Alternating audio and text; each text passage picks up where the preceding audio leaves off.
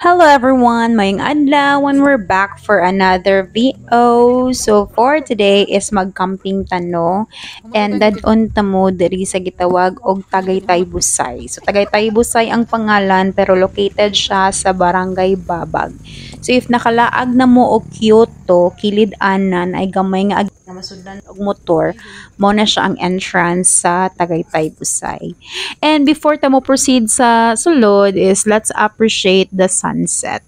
As in, grabe, kanindot sa sunset sa pag-abot na mo dari oy. But yes, anyway, kita mo na mga kubo. Kana siya, you can choose wherever kubo you want as long as bakante siya.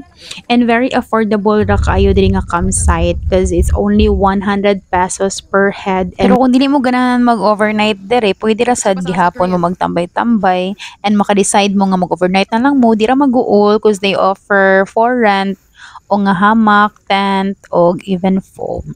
And if wala pud mo kadala og mga pagkaon or lutoon nun, dira sad pud magguol kay they have barbecue, na sila mga tinda, drinks.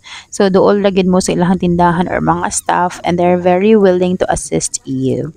So anyway, fast forward buntag na mga pita. So kanang area sa ubos mo na ang parkingan sa motor kung nagmotor mo. And as for reservation, so far wala may nag-reserve kadaghan sila kubo. So pwede ra gid kayo mo walk in and then katara. So I think adira ta kutob until our next laag. Have a great day everyone. Buyers.